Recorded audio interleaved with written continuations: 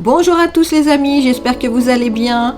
Aujourd'hui, nous vous emmenons avec nous à Constance, plus précisément le lac de Constance et la délicieuse ville de Constance. Titi est né là-bas lorsque son papa faisait son service militaire, donc du coup il est né en Allemagne, mais il est français. On a beaucoup aimé cette petite ville par la petite porte que vous voyez à gauche là au-dessus de l'horloge. On entre dans ce joli petit village avec plein de petites boutiques et on arrive par l'autre côté, tout au bord du lac où il y a la fameuse petite statue dont je vous parlerai tout à l'heure. Je vais vous laisser avec notre générique d'introduction et je vous retrouve juste après. À tout de suite!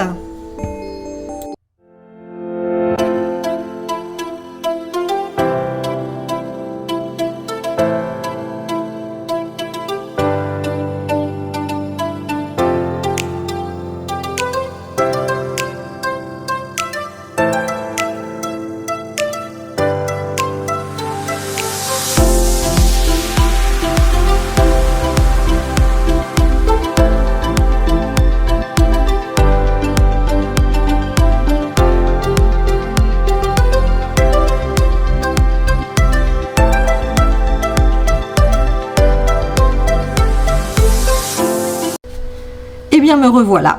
Rien que pour vous embêter, je vais vous donner un petit peu de l'histoire de Constance. Donc Constance est une ville d'Allemagne située dans le sud du Land de Bade-Wurtemberg. Il s'agit de la plus grande ville au bord du lac de Constance. Elle est également le chef-lieu de l'arrondissement de Constance. Son centre historique est enclavé sur la rive méridionale du lac de Constance. Fondée par les Romains au IVe siècle et tenant son nom de l'empereur Constance Chlore, elle était importante au Moyen-Âge, on y comptait 40 000 habitants. Constance fut à la fin du VIe siècle le siège d'un évêché. L'église faisait partie de province ecclésiastique de Mayence. La ville était le siège d'un archidiaconat. J'ai du mal à parler ce matin. Elle fut ville impériale et eut un évêché souverain, lequel fut sécularisé en 1802. Beaucoup de grands mots. Pendant notre balade, Titi a eu beaucoup de regards sur lui parce que j'ai un petit mari qui aime beaucoup les tatouages et donc il a beaucoup de tatouages pour ceux qui l'ont déjà vu. Il est tatoué, oui, en effet, du cou jusqu'aux pieds. Il aime beaucoup ça et chaque tatouage a une importance pour lui et veut dire quelque chose. Donc voilà, c'était juste une petite aparté pour vous dire, s'il y a quelques personnes qui regardent bizarrement, c'est mon homme qui se trouve juste là, voyez. Bon là, il est de dos, mais on voit déjà ses bras bien tatoués. On a eu aussi la chance de voir ce petit machin en haut, là, une espèce de... Alors c'est plus des montgolfières, mais dans le temps, je me souviens plus comment ça s'appelait.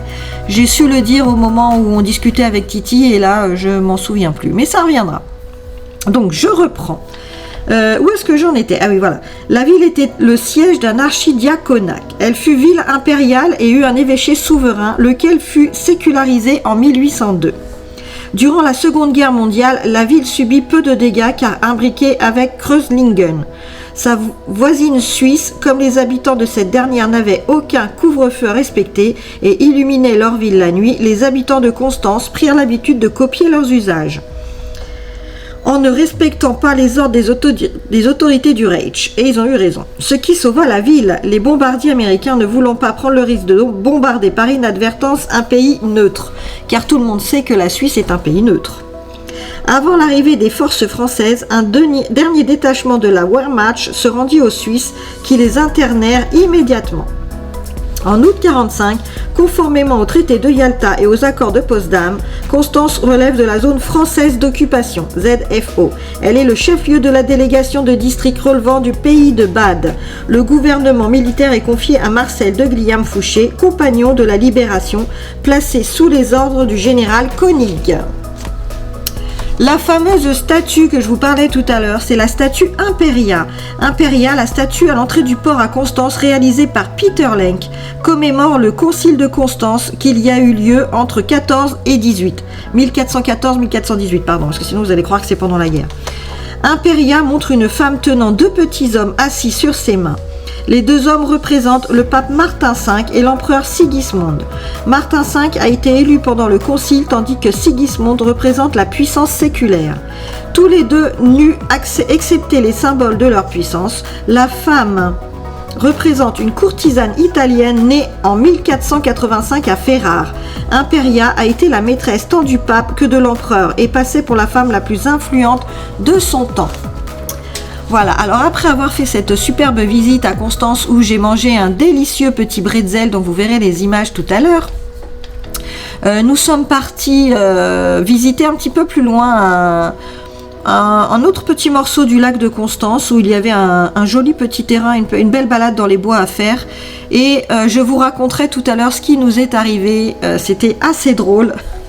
On a surtout été très surpris. Vous le verrez lorsque vous écouterez le discours que j'ai eu à ce moment-là. Bref, je vais vous laisser avec la musique et arrêter de parler parce que je pense que vous en avez plein les oreilles. Et je vous retrouve tout à l'heure. À tout de suite!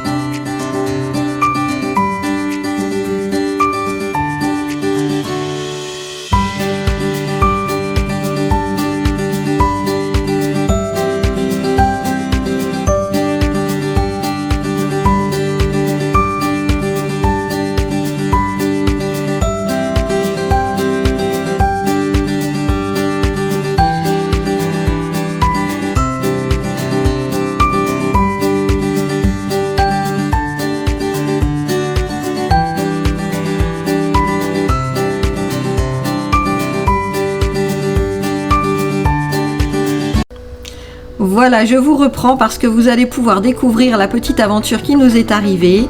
Et ensuite, je vous emmène au spot où nous sommes allés juste après pour faire dodo. Allez, je vous laisse écouter notre superbe histoire. Tense.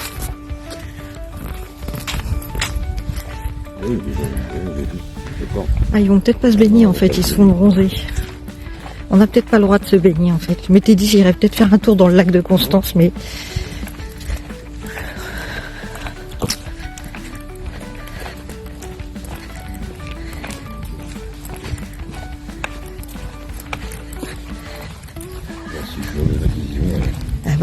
tout nu.